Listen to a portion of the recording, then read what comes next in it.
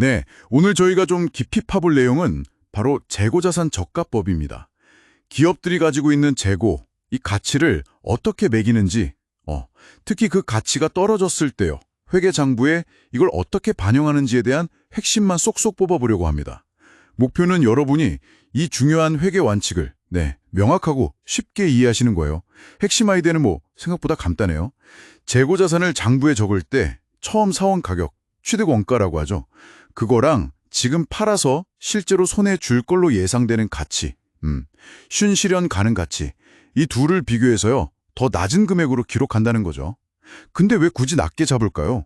이게 자료들을 보면 보수주의 원칙 때문이라고 나오는데 단순히 신중하다기보다는 회사의 재무 상태를 너무 좋게 포장하지 않으려는 그런 의도적인 장치 같아요.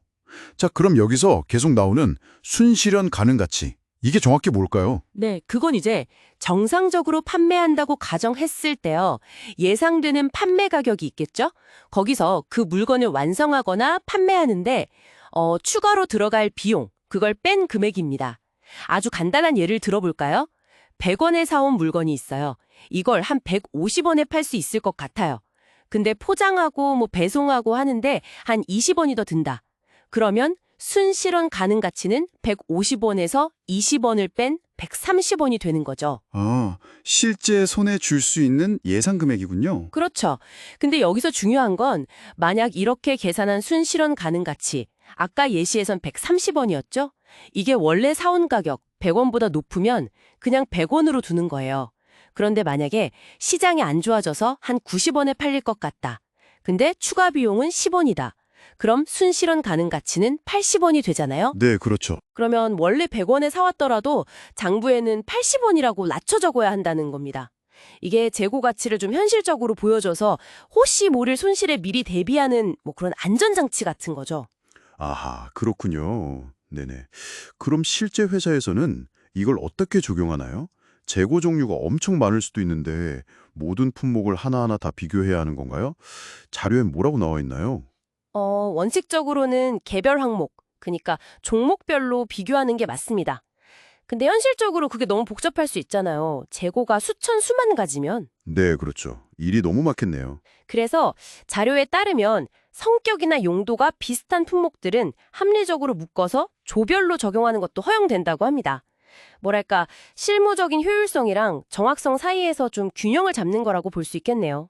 재고 가치를 이렇게 실제보다 낮게 보수적으로 잡으면요. 회계장부에는 구체적으로 어떤 영향이 생기는 건가요? 혹시 이익이 줄어드는 건가요? 네, 맞습니다.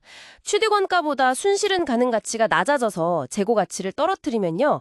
그 차액만큼을 재고자산 평가 손실이라는 비용으로 인식을 해요. 아, 평가 손실이요. 네, 이 비용을 보통 매출원가, 그러니까 팔린 상품의 원가에 더해지거든요. 그래서 결국 당기 순이익을 감소시키게 되죠. 동시에 재고자산의 장부상 가치도 그만큼 줄어들고요. 그렇군요. 이익이 줄고 자산 가치도 줄어드는 거네요. 그런데 만약에요, 시장 상황이 다시 좋아져서요, 떨어졌던 재고 가치가 회복되면 어떻게 되나요? 한번 손실 처리하면 그걸로 끝인가요? 아니면 다시 되돌릴 수도 있는 건지 궁금하네요. 그 부분이 또 흥미로운 지점인데요. 네, 가치가 회복돼서 예전에 손실로 인식했던 이유가 사라지잖아요. 그러면 이전에 인식했던 손실 금액을 한도로 해서 다시 이익으로 되돌릴 수 있습니다. 이걸 환입이라고 부르는데요. 환입이요? 네. 근데 중요한 건 처음 사왔던 가격 있죠? 최초의 취득원가? 그 금액을 초과해서 가치를 올릴 수는 없다는 점입니다. 딱 거기까지만 회복시켜주는 거죠.